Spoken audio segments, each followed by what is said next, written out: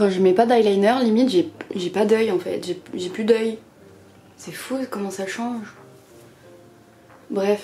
Bon les gars, on se retrouve avec une nouvelle vidéo. Attention, je baisse le retour pour pas regarder le retour et me faire engueuler après. Voilà. J'espère que vous allez bien. On est 2 jours après la Saint-Valentin. J'espère que vous avez passé une bonne Saint-Valentin ou pas. Qui se préoccupe de la Saint-Valentin en vrai? Moi, j'ai trop bu, attention à l'alcool, les gars, j'ai fait n'importe quoi, je me suis ridiculisée, donc s'il vous plaît, faites attention et consommez avec modération, faites pas comme moi. Tout ça pour dire, parce que j'ai dit que j'arrêtais les intros et les conclusions trop longues, je vous ai demandé sur Instagram de me poser des questions, soit sur ma vie amoureuse personnelle, soit sur vous, des problèmes que vous rencontrez, etc. Comme ça on va peut-être pouvoir s'aider, je sais pas, à faire quelque chose. Je préviens tout de suite, et vous êtes au courant si vous suivez un petit peu ma chaîne, je suis la pire des meufs en amour, séduction, tout ce que tu veux. Donc les conseils que je vais donner là, c'est par rapport à mes expériences passées. Et ça se trouve, je saurais même pas vous donner des conseils parce que bon, voilà quoi. J'ai un crush réciproque depuis 3 ans, il dit ne pas être prêt à se mettre en couple, je le tue. Alors, c'est une possibilité, mais la prison c'est moyen. Moi je pense que s'il te fait galère depuis... Ça fait 3 ans qu'il te fait galère, c'est qu'il y a un moment, il y a un truc qui cloche chez lui.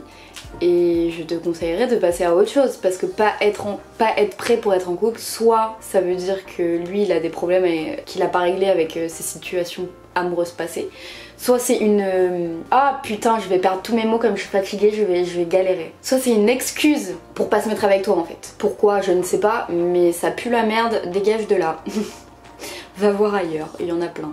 Que penses-tu des personnes encore en contact avec leur ex? Alors personnellement, moi je suis une meuf qui reste grave pote avec ses ex. Enfin pas grave pote, mais qui continue de prendre des nouvelles, c'est-à-dire que toutes les relations qui ont vraiment compté pour moi, où j'ai été amoureuse, etc.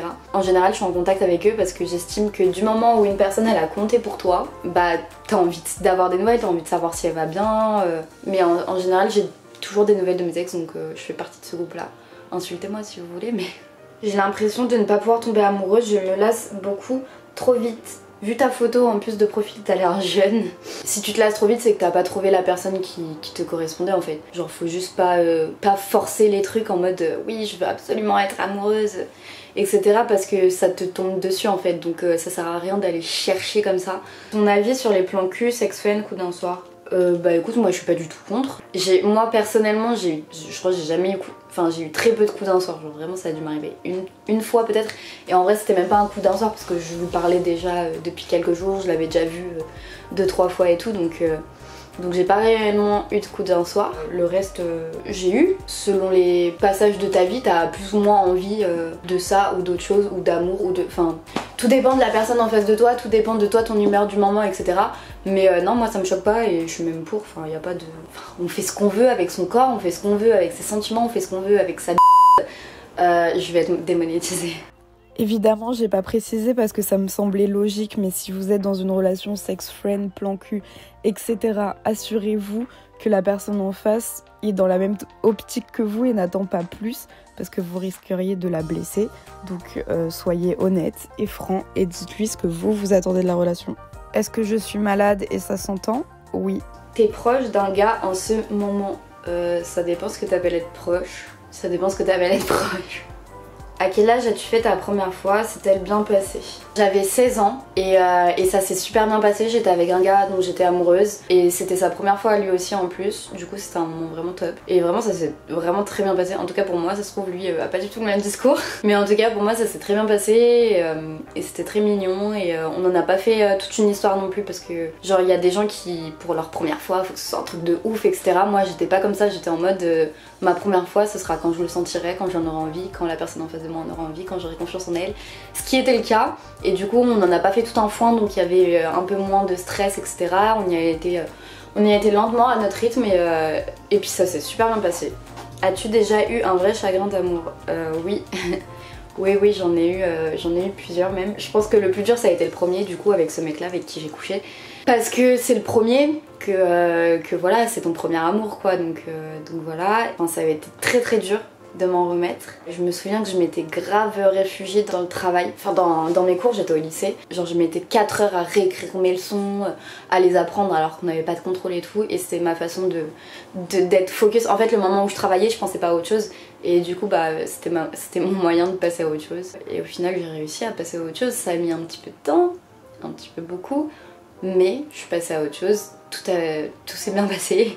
Et je suis même retombée amoureuse après. Que penses-tu des relations à distance? J'ai eu ma dose, on va dire. J'ai eu 2 grosses relations à distance, plus ou moins. Et je le referai pas, en tout cas pas pour le moment. Parce que ça m'a causé beaucoup de soucis, que ça a fait qu'on m'a trompée. Et du coup, je pense que je suis pas guérie. Enfin, en fait, du coup, j'assemble la tromperie et la distance ensemble, ce qui n'est pas forcément vrai. Et c'est pas bien de faire ça. Mais pour l'instant, je suis toujours dans ce truc d'assembler les deux. Donc les relations à distance, je ne suis pas forcément pour. Après, ça dépend aussi. La distance, qu'est-ce que t'appelles distance? Ça dépend aussi si la personne est en capacité de se déplacer, si moi je suis en capacité de me déplacer. Il y a plein de conditions qui rentrent en jeu et je peux pas te dire oui ou non comme ça, mais bon, je suis un petit peu, je sais pas, à voir. Ça dépend quel mec, ça dépend comment, ça dépend les sentiments qu'il y a, ça dépend tout. As-tu déjà fantasmé sur Bastos? Non. Arrêtez. Genre non, pas du tout. Bastos c'est un gars que je trouve très beau, mais je sais pas, je me suis mis des barrières directes et tout, et même je pense que non en fait, genre non. Un crush quand tu étais petite, Grégory Le Marchal. Ouais, j'étais grave en love sur lui. Il y a eu Zayn Malik après évidemment, et puis maintenant c'est Panayotis, vous le savez tous. Ton pire date? PS, je t'aime beaucoup trop, t'es grave une source d'inspiration, love you. Déjà ça c'est trop mignon, merci de ouf. Mon pire date, j'ai honte, en plus il voit cette vidéo. En gros c'était un gars que j'avais rencontré sur Tinder et on s'entendait super bien par écrit et tout. Et donc on se donne rendez-vous pour boire un verre. Il ressemblait pas à sa photo. On va pas s'arrêter que sur le physique, mais bon voilà, tu connais, ça fait chier. Et en plus on avait vraiment rien à se dire et c'était super gênant, genre vraiment les blancs de ouf. Et du coup à cause de ce date, maintenant j'ai peur de chaque date. Genre à chaque fois que je vois un gars, j'ai peur de me dire ah au secours si on n'a rien à se dire, tu vois. Et du coup ce que j'ai fait c'est que j'ai envoyé un message à ma pote qui était en ville aussi, je le savais qu'elle était là. Et je lui ai dit s'il te plaît débarque à tel bar pour dire que tu m'attends depuis super longtemps, qu'il faut qu'on y aille quoi. Ce qu'elle a fait. Elle est arrivée, elle a gueulé ouais tu rigoles ou quoi, ça fait 3 heures que je t'attends, tu m'avais dit on se rejoignait à telle heure, nanana et tout. Et du coup j'ai dit gars je suis désolée mais il faut que j'y aille du coup et tout, j'avais pas vu l'heure passer, quel mytho, arrêtez de... Faut pas qu'on mytho comme ça les filles, ni les mecs d'ailleurs. Et du coup on s'est dit au revoir et il l'avait capté parce qu'il m'a fait ouais tu sais si tu voulais arrêter le date t'avais juste à me le dire quoi, pas besoin de manigancer tout ça. Sauf que moi, mytho un jour, mytho toujours, jusqu'au bout je lui ai dit non je te promets c'est vrai. Bah jusqu'à maintenant oui il se reconnaîtra sûrement s'il voit cette vidéo et j'espère qu'il la verra pas. Voilà. C'est quoi ton restaurant préféré pour un date autre que le McDo? Flunch, meilleur date à Flunch. Tu as combien de rapports sexuels par semaine? C'est fou cette question, elle revient à chaque fois. Les gars, je vous ai déjà dit que mes relations sexuelles étaient à... comment dire, très espacées. On va dire ça comme ça. L'archouma putain. mais non, j'ai pas de relation par semaine, moi ça se compte en années. Mais plus en mois là, c'est en années limite. Ok, Instagram j'ai un bug. Vous trouvez pas Instagram ça bug de plus en plus? Ou c'est que moi? Mais j'ai l'impression que ça bug tout le temps, ça me casse la tête. Je kiffe un mec et pendant les cours je le vois me regarder, je sais pas quoi faire, un conseil. Un conseil, alors moi ma technique de lâche, c'est pas un conseil, hein, c'est ma technique de lâche. Je l'ajoute sur Instagram et j'aime ses photos. Je suis vraiment une putain de lâche. Je sais pas, franchement je sais pas les gars, vous me demandez à moi, wesh.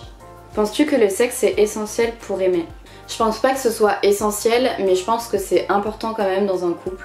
Après ça dépend de l'âge évidemment, enfin ça dépend aussi des envies de chacun tu vois, mais je sais que moi personnellement j'ai besoin de sexe pour aimer vraiment de A à Z une personne. Quel est ton plus grand fantasme sexuel avec une personne? Mon plus grand fantasme ça a toujours été de sortir avec un prof. me demandez pas pourquoi. Ça c'est l'effet Pretty Little Liars. Ezra, tu connais.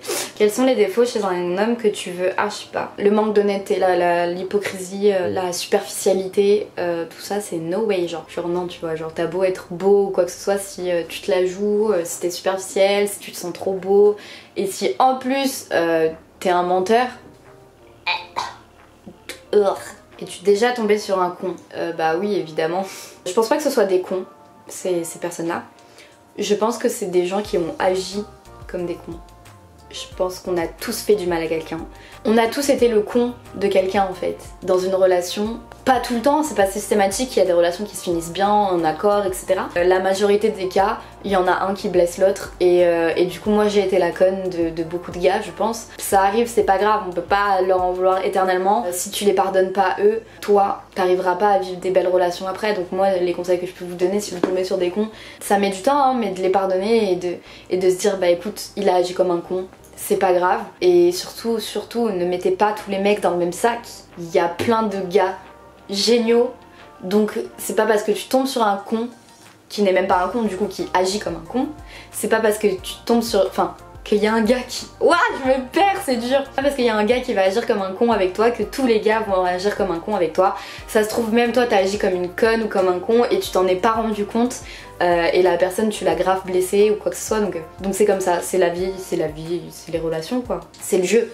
Alors les amours ça donne quoi? C'est plutôt calme, on va dire que c'est possible que j'ai un crush, c'est possible, mais pour l'instant c'est au stade de crush quoi.